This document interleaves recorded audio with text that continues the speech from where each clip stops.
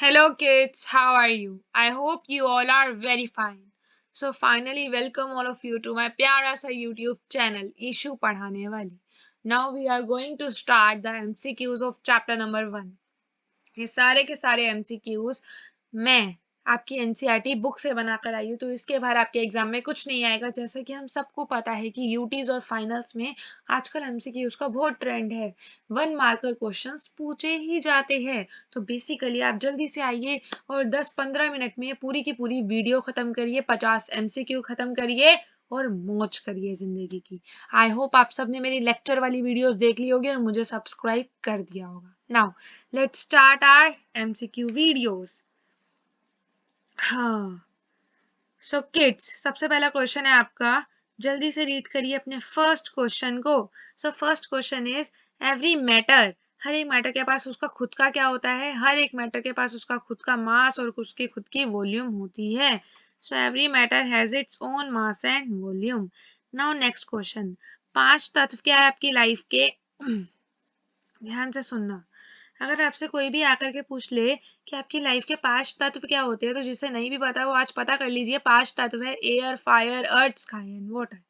क्या तत्व है वो 5? Air, fire, earth, sky and water. Matter को हमने क्लासीफाई करा है 2 बेसिस पे. पूरी एनसीईआरटी में 2 बेसिस पे आपका मैटर क्लासीफाई है, that is physical and chemical properties. कौन सी property? Physical and chemical property. Now next question. हाँ, 1 मिनट. देखो, अगर आप इस दुनिया में आपकी आंखें कोई भी कलर को डिटेक्ट कर पा रही है, इसका एक ही मतलब है वो विजिबल लाइट की वजह से हो पा रहा है. अगर हम पोटेशियम परमैंगनेट को वाटर के अंदर डिसॉल्व कर देते हैं तो याद कर लीजिए वॉयलेट कलर आ जाता है.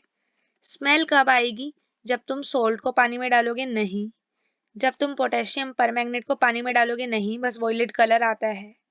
शुगर को पानी में डालोगे तब भी कोई स्मेल नहीं आती, लेकिन डेटोल को पानी में डालने से स्मेल आ जाती है. पार्टिकल्स अगर मूव कर पा रहे हैं तो उनके पास एक तरह की एनर्जी है, that is known as kinetic energy.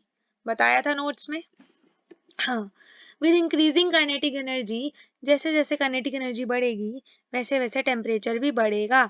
तो काइनेटिक एनर्जी जब बढ़ती है तो टेम्परेचर भी बढ़ता है. याद कर लो, अगर मैं टेम्परेचर बढ़ा दूंगी तो मैं जल्दी भागने लगूंगी. इसका मतलब है मेरे अंदर एनर्जी ज्यादा आ जाएगी. ऐसे ही पार्टिकल्स में भी एनर्जी ज्यादा हो जाती है अगर उनका टेम्परेचर बढ़ा दिया जाए.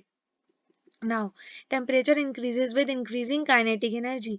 तो कुछ नहीं बोल रही मैं, यही बोल रही हूँ कि आपकी जो काइनेटिक एनर्जी होती है वो टेम्परेचर की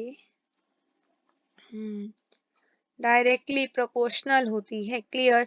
अगर कहीं पे भी इंटरमिक्सिंग टर्म आ जाए उसका मतलब ही क्या है? डिफ्यूजन पे तुम टिक कर आओगे तो ये ट्रिक है. इंटरमिक्सिंग मतलब अगर पार्टिकल्स मिक्स हो रहे हैं दो डिफरेंट काइंड ऑफ मैटर के, इसको हम क्या कहेंगे? डिफ्यूजन कहेंगे.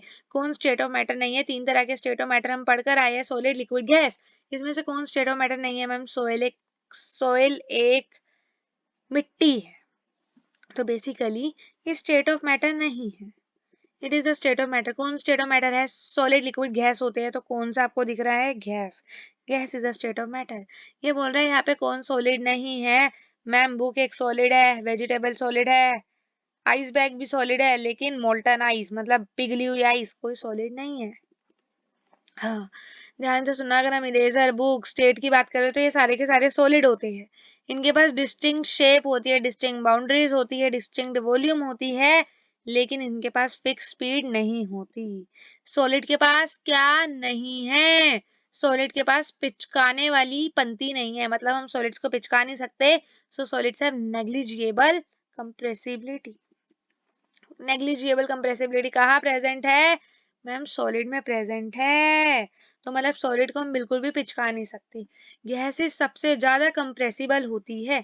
तो अगर आपसे क्वेश्चन आ जाए कंप्रेसिबिलिटी का ऑर्डर लिखिए, so gases are highly compressible as compare to liquid and solids are lowest compressible. Clear? आ जाओ, पेन का कलर चेंज कर ले. देखो, सॉलिड्स के पास टेंडेंसी होती है क्या मेंटेन करने की? शेप मेंटेन करने की और आउटसाइड का फोर्स मेंटेन करने की. क्लियर है? आप जल्दी से आइए। अगर आप शुगर को और सोल्ट को डिफरेंट डिफरेंट जार में रख दोगे तो वो क्या रहेगी भैया? शुगर और सोल्ट सॉलिड है तो वो सॉलिड ही रहेगी। रबड़ कैन चेंज देयर शेप, तो बेसिकली रबड़ अपनी शेप चेंज कर सकता है, लेकिन वो होता क्या है? सोइल तो होता नहीं है, लिक्विड तो होता नहीं है, गैस भी नहीं है, तो आंसर इज सॉलिड। तो आपका जो रबड़ है, वो और कुछ नहीं है बल्कि सॉलिड है। Now liquids have no fixed shape but have fixed volume। मैंने आपको नोट्स में और अपने लेक्चर में बताया था कि लिक्विड के पास फिक्स्ड शेप नहीं होती बट फिक्स्ड वॉल्यूम होती है। सॉलिड के पास फिक्स्ड शेप भी है, फिक्स्ड वॉल्यूम भी है। लिक्विड के पास फिक्स्ड शेप नहीं है बट फिक्स्ड वॉल्यूम है, और गैस के पास तो ना तो फिक्स्ड शेप होगी ना फिक्स्ड वॉल्यूम होगा। क्लियर? फटाफट से इसको रिवाइज करिए, मैं 1 मिनट में पानी लेकर आ रही हूँ। Wait guys.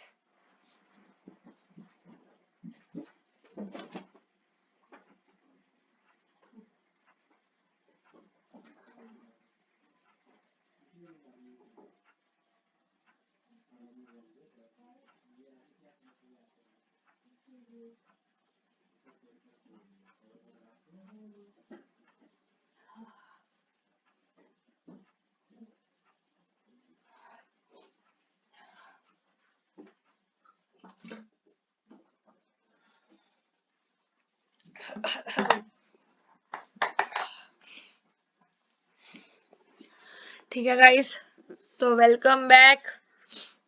Now liquids can flow and change its. भैया लिक्विड फ्लो कर सकते हैं, और जैसे जैसे वो फ्लो करेगी वो अपनी शेप को चेंज कर लेगी। सो लिक्विड फ्लो कर सकते हैं और अपनी शेप को चेंज कर सकते हैं। लिक्विड रिजिड तो नहीं होते लेकिन बहुत ज्यादा फ्लूइड होते हैं। So both liquid and gases are fluid in nature. Solids and liquid diffuse into, भैया चाहे वो सॉलिड हो, चाहे वो लिक्विड हो, चाहे वो गैस हो। अगर आपसे ये पूछ लिया जाए सॉलिड लिक्विड गैस किसके अंदर डिफ्यूज होते हैं, तो तुम एक ही आंसर लिख कर आओगे, लिक्विड के अंदर वो डिफ्यूज हो जाते हैं। Gaseous form from the atmosphere diffuse and dissolve in. जो गैस है वो किसके अंदर डिफ्यूज होती है? मैम वाटर के अंदर डिफ्यूज होती है। Dash and dash are essential for aquatic animal. भैया एक्वेटिक एनिमल को ऑक्सीजन चाहिए, एनिमल्स ऑक्सीजन ही लेते हैं, और एक्वेटिक प्लांट को कार्बन डाइऑक्साइड चाहिए, क्योंकि प्लांट्स कार्बन डाइऑक्साइड को ले लेके जिंदा रहते हैं। तो यही पूछ रहे हैं इनको क्या क्या चाहिए, तो आप फटाफट से टिक कराना, carbon dioxide and oxygen. Solid liquid gas किसके अंदर डिफ्यूज होते हैं? अभी अभी बताया है। ऐसा कोई भी क्वेश्चन आ जाए डिफ्यूजन का तो आप क्या लिख कर आओगे? लिक्विड्स में डिफ्यूज होते हैं। The rate of diffusion of the liquid, ध्यान से सुनना, अगर हम बात करें डिफ्यूजन की, तो जो डिफ्यूजन का रेट है वो सबसे ज्यादा हाई किस में है? डिफ्यूजन का रेट सबसे ज्यादा हाई होता है गैसेस में। गैसेस सबसे जल्दी डिफ्यूज करती है क्योंकि गैसेस के अंदर पार्टिकल्स के बीच में बहुत सारा स्पेस है। उसके बाद है लिक्विड एंड देन है सॉलिड। तो सॉलिड्स की डिफ्यूजन रेट बहुत ज्यादा कम है। क्लियर? मतलब सॉलिड डिफ्यूज ही नहीं हो पाते। क्यों मैम? क्योंकि इनके बीच के पार्टिकल का स्पेस बहुत कम है, तो वो एक जगह से दूसरी जगह पर नहीं जा पाते। तो क्वेश्चन क्या है? लिक्विड का रेट ऑफ डिफ्यूजन किससे ज्यादा है? मैम लिक्विड का rate of diffusion obviously solid से ज्यादा है। Your answer is solid. ठीक है। गैसेस आर, भैया एक बात बताओ, गैसेस को तुम सबसे ज्यादा पिचका सकते हो, तो gases are more compressible than solid. Full form क्या है एलपीजी की? बहुत सारे बच्चे इस पे टिक कराते हैं, चाटा पड़ जाएगा। Liquefied petroleum gas is the full form of LPG. CNG की फुल फॉर्म क्या है? सीएनजी की एक ही फुल फॉर्म है compressed natural gas. Yes guys, compressed natural gas. तो कुछ और मत टिक कराना, यही आंसर है, इसी को ही याद कर लीजिए। जो प्रॉपर्टीज है आपकी सीएनजी की वो किसके बेसिस पर है? कंप्रेस होने के बेसिस पर है, क्योंकि इसके नेम में ही कंप्रेसिबिलिटी है। हाईली कंप्रेसिबल गैस कौन कौन सी है? भैया हाईली कंप्रेसिबल वही है जो हम सबसे ज्यादा यूज करते हैं, LPG and CNG. The amount of heat which is required to change solid to liquid, भैया solid से liquid बन रहा है तो इसको तुम latent heat of fusion कहोगे। ठीक है, फ्यूजन में ही मेल्टिंग होती है और सॉलिड से लिक्विड बनता है, मैंने नोट्स में और लेक्चर में पढ़ाया था। नाउ 0 डिग्री सेल्सियस पे वाटर का क्या टेम्परेचर होता है? 273 केल्विन। 1000 बार बता रखा है। अगर आपको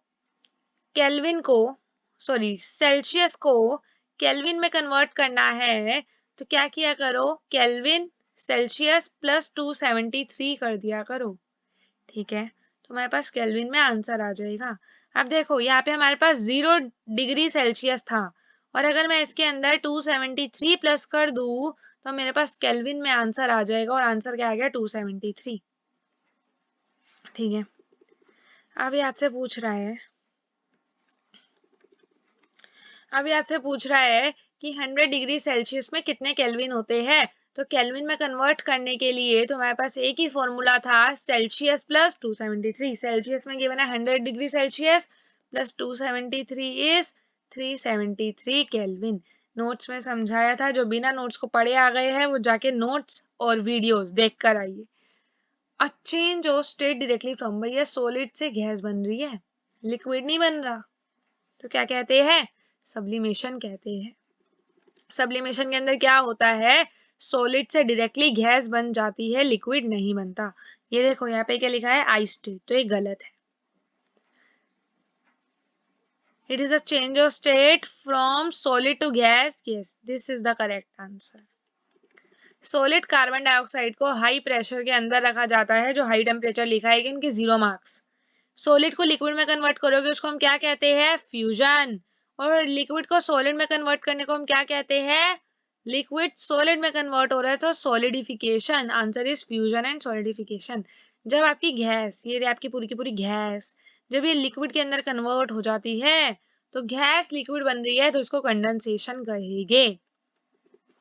गैस सॉलिड बन रही है तो इसको हम डिपोजिशन कहेंगे। प्रेशर की एक ही मेन यूनिट है पास्कल। 1 मिनट होने वाला बच्चों खत्म, फटाफट से देखिए। एक एटमॉस्फेयर में कितने पास्कल होते हैं, 1.01 इंटू 10 की पावर 5 पास्कल होते हैं, याद कर लो जिन्हें याद नहीं है। लिक्विड अगर वेपर में कन्वर्ट हो जाए, किसी भी टेम्परेचर पे बिलो इट्स बॉइलिंग पॉइंट, 1000 बार बताया था आपको अपने लेक्चर के अंदर, तो आपका आंसर आएगा इवेपोरेशन। ठीक है, इवेपोरेशन एक सरफेस फिनोमिना है, answer is C. Rate of evaporation किससे बढ़ेगा, बेटा जब तुम विंड की स्पीड बढ़ा देते हो ना तो रेट ऑफ इवेपोरेशन बढ़ जाता है। ठीक है, इन दोनों की बात ही मत करो, सरफेस टेंशन पे इवेपोरेशन डिपेंड नहीं करती। ह्यूमिडिटी बढ़ाने से रेट ऑफ इवेपोरेशन कम हो जाएगा और विंड बढ़ाने से इवेपोरेशन बढ़ जाएगा, याद कर लो। ठीक है, तो इवेपोरेशन किसकी वजह से इंक्रीज नहीं हो पाता, भैया ह्यूमिडिटी की वजह से इवेपोरेशन बढ़ नहीं पाता। नाउ हीट एनर्जी का क्या मतलब है, हीट एनर्जी का यही मतलब है, latent heat of vaporisation absorb from the body. Pressure of air in atmosphere is called atmospheric pressure. So अगर हम pressure of air in atmosphere की बात करें तो उसको हम क्या कहते हैं, एटमॉस्फेरिक प्रेशर कहते हैं, बात खत्म। Now PA is the SI unit of, PA किसकी एसआई यूनिट है, पास्कल किसकी एसआई यूनिट है मैम, प्रेशर की, और इसको हम क्या कहते हैं, पास्कल कहते हैं। तो बात खत्म, आईपीडब्ल्यू कुछ नहीं है, मेरा लोगो है, इशू पढ़ाने वाली। सो आइए बच्चों मेरे चैनल को सब्सक्राइब करिए और वीडियोस को लाइक करिए। और अगर आप चाहते हैं कि मैम आपको बहुत सारा कंटेंट प्रोवाइड करे, 10th में भी पढ़ाए, so please follow me, subscribe my channel and like my videos. तब तक के लिए ओके बाय।